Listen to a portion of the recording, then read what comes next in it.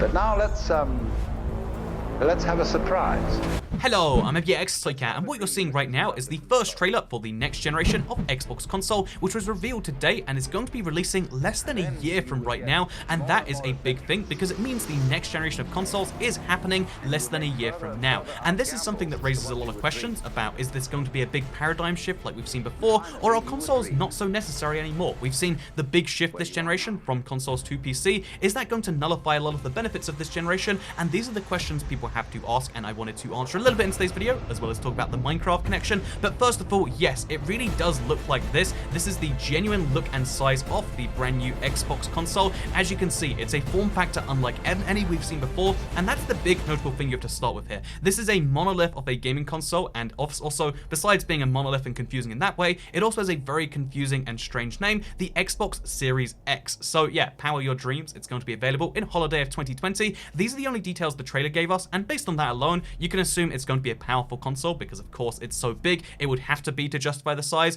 We can assume that they're going for something very different based on their willingness to divert from the, expectations of literally the last 30 years of gaming or so. And yeah, you can also tell that it's going to be happening fairly soon, and it's going to be a launch they care a lot about. They're going to put a lot of marketing effort into this based on the one trailer alone. But what I find interesting is the interviews they did after the fact. We've seen a few, Phil Spencer did a few with GameSpot and with The Verge and stuff, and I figured, from these kind of breakdowns of the actual performance, you can learn a lot more about the numbers rather than just having a vague sentiment that it's probably going to be powerful and maybe going to be a big deal for Microsoft. So let's actually go through some actual quotes, because they did confirm that the CPU is going to be roughly 4 times as powerful as the current Xbox One and twice as much GPU power as the Xbox One X. This is weird to compare the two things in the same breath, because the Xbox One is obviously an underpowered console by modern standards, so you'd hope it would be 4 times as powerful CPU-wise, and GPU performance being double as much as the Xbox One X is actually quite impressive. The Xbox One X is the most powerful console ever, and although it's not fully used in most games, it can run a lot of games at 4K 30, so having double as much GPU power implies that it can play games at 4K 60. This is something directly confirmed by Phil Spencer, as well as the idea that,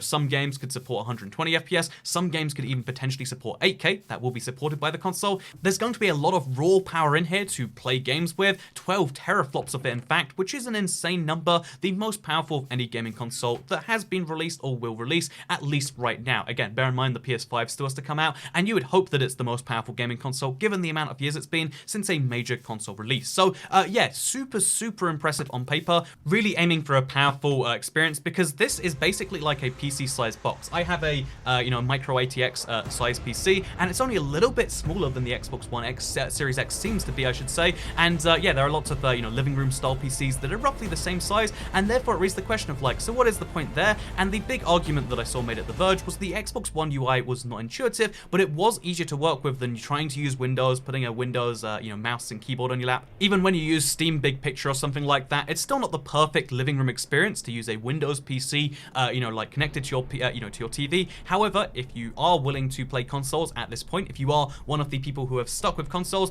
then one of the things that you're probably sticking with it for is the convenience and is the ease of access. So having a super powerful, again, Series X, 12 teraflops of power, pretty good for a high-end PC, let alone for a console. Having a pretty powerful device that you can just hook your stuff up to, that could be a new go-to option for people who want PC-like performance and options and stuff like that, but don't necessarily want the hassle that comes along with it. And although, again, on paper that sounds like a good sales pitch, bear in mind, one, I mean, how much hassle are PCs really? To most people, to you and me, it's not a big deal to just load up a Windows or even a Linux, kind of thing. Like, a lot of people can run, PCs, so as the Xbox One moves closer towards PCs, it raises the question of, like, can it really compete with them? If you make your console more and more like a PC, why wouldn't people just get one of those? And yeah, that's a big thing that we have to kind of ask. And if this entire generation is going to be PC-based, then I would say Microsoft is in for a kind of pain town, given the expense this is no doubt going to bring. But that's why I think it's kind of clever that instead of just launching one console next generation, they're actually launching 2 at the same time. Project Scarlet is not just a single console, there's going to be a second next-gen Xbox that's cheaper and less powerful, and this is really clever. Phil Spencer even directly mentions the reason they're doing this is so that they can triangulate the market, they can win the next generation in terms of graphical performance. Clearly the Xbox Series X is designed to be the most powerful console of the next generation, at a price, but then they also would like to win on the, the price side, because these are the two things that determine which console a lot of people might end up buying, and if they can win on graphical performance but no one can afford it, then they're not going to win the next generation. However, if they have a second cheaper Xbox, which is going to be the mass market version that realistically, 70, 80, 90% of people are going to buy, then they can do something clever where, one, they can have a cheap Xbox that they can sell at either, cost or at a discount to try and get it out there into the market, and two, they can actually market, if it's in the same generation, the other one's called the Xbox Series S or whatever, what they can actually do is they can market the two consoles together, and they can use this footage, they can use the 4K 60 FPS claims, and it's not technically 100% misleading. It's something they've done with the Xbox One family before, where, like, the Xbox One is technically the most powerful console, if you count the one part of it that isn't sold as much as the rest of it combined, and yeah, it could be a clever kind of marketing technique to have both the most powerful and the cheapest console of next generation. The trick is, they're just going to separate them into two, and that actually sounds like it could be a very clever strategy. It's, remains to be seen whether this is the smartest thing they do yet, but as a strategy by itself, I think it might just work, and I think having the idea of just, here's the high-end PC, if you have a lot of money and you want higher-end specs, which currently is only served by PC, here's the box for you. If you want the normal console experience, which is going to run the same games, they've even confirmed it's going to have the same CPU, just downclocked, and a similar GPU architecture, so games work the same across them, then they can kind of just be like, oh yeah, here are the two console options you have, normal console, also PC-like console, but you can still play with your Xbox friends, you can still be part of that same ecosystem, and all of your games can transfer over. So I think it's actually a really clever business move on that angle. I think it's potentially going to be a thing that can bring some relevancy back to console. However, the reason I think it isn't necessarily going to work perfectly, the reason I'm not 100% on the hype train, riding the hype train all the way to Hype Town, is because I think that this is actually a potentially dangerous move. As you bring consoles closer and closer to the PC experience, and given the size of this, and given the power of it, given the form factor, and given its intended use, it is kind of like a living room PC. When you get that close to being a PC, and if it costs as much as a decent PC can, the question of why not get a PC does come up, and especially when the cost of Xbox ownership over time is only going to go up, and the cost of a PC of similar performance is only going to go down as building a new one gets cheaper every year, whereas the Xbox One X, the Xbox One Series X might be discounted, but not necessarily too much. But the big things that to me would sway someone over if they're neutral and undecided are, one, you have to pay for Xbox Live Gold right now. I don't imagine they're ending that cash cow that brings them in billions of dollars anytime soon, but that means that, so it actually costs $50 a year to use your big machine if you want to play it online, which of course you do if you're a hardcore enough gamer to spend, like $500-600 on a PC, maybe even more than that. The second factor is the fact that games generally cost more on Microsoft consoles, and that can be forgiven with the idea of exclusives, but if it's the same game on PC, it's £30, pounds, and on Xbox One or Xbox whatever, it's 40, 45, you can see how real fast that can start add up and make people go, actually, I don't know about this one, actually. And then obviously there's the fact that you can use a PC to do other things, and you can't use an Xbox to do the same. So this is for people who specifically want a dedicated Xbox gaming device, have some reason to be tied into the Xbox ecosystem, whether it's games or whether it's their friends, and also, are willing to, again, have a dedicated gaming device, and maybe get the, the optimization benefits of that. Windows does use a lot of performance when it's running, even when you have to run games through Windows, so removing that layer could potentially save some stuff. But, we've seen the operating systems on consoles get more and more complex, take up more and more of the operating system, RAM-wise, CPU-wise, etc. So therefore, it's really hard to say, is this going to be a successful move? Is this going to be one that can compel people to buy the consoles? And I think the real decider is going to be, does Sony mess up or not? If Sony doesn't mess up their next generation offering, if they can make something even similar to this, or maybe even have a better vision, then of course they're not going to be able to convert many people, because the big benefits of this over PC would be you being tied into the Xbox ecosystem already. Whereas Sony, on the other hand, they have more people tied into the PlayStation 4 because it sold significantly more units. If they're going to have similar offerings, there'll be more people compelled by a PlayStation 5 because the PlayStation 5 has their PS4 games, whereas switching from generation to generation, from manufacturer to manufacturer, you have to start all over again in that way, and therefore it's going to be a lot harder for Microsoft to do this next generation, but it is something I'm super curious about. So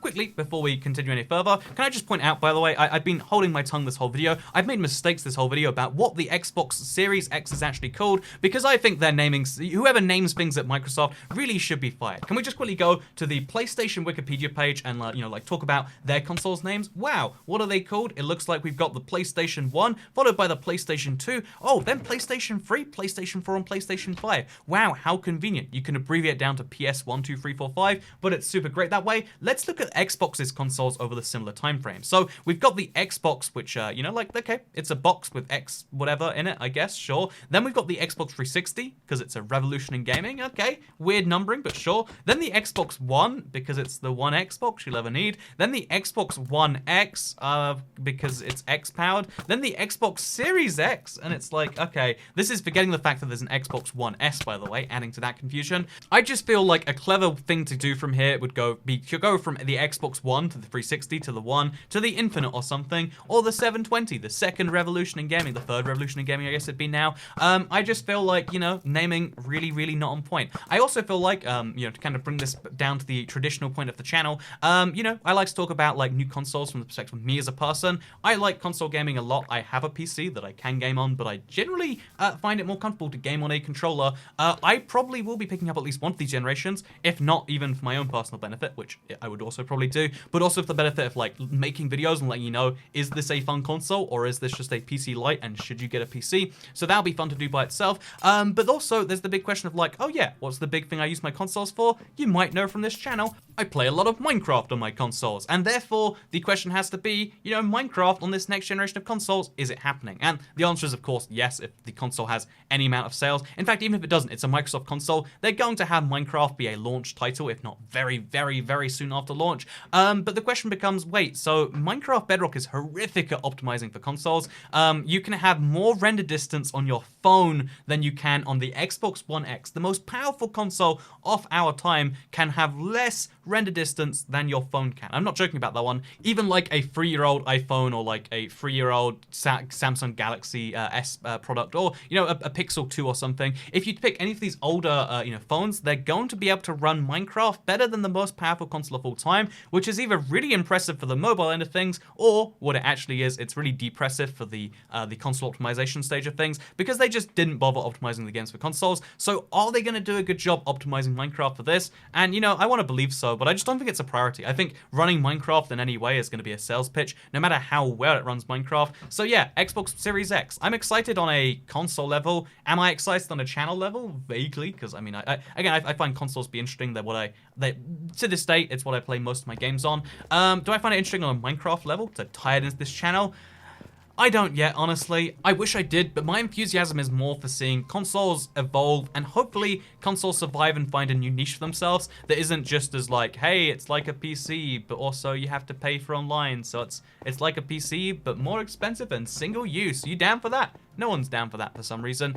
Yeah, PC gaming has obviously been, I guess console gaming has been hemorrhaging users to PC gaming. I'd like to see a generation that actually defines what a console is in a positive way that needs to exist. And if this generation fails, I would say that would be the last generation of consoles. If this, you know, flops on both the PS side and on the Xbox side, then maybe we'll end up in a world where everyone just plays games on PC. That's clearly the Xbox strategy of like, okay, we'll launch our games on PC too, and that way, you know, they're just tied into our ecosystem or PC. And there's a few strategies where, you know, because obviously Microsoft owns Windows too, so when you game on Windows, you kind of, they're winning in that way too. It's really interesting to see how this one does develop, but for now, we just have to say Xbox One Series X, no, Xbox Series X without the one. Bad name for a console, right? But is it a bad idea?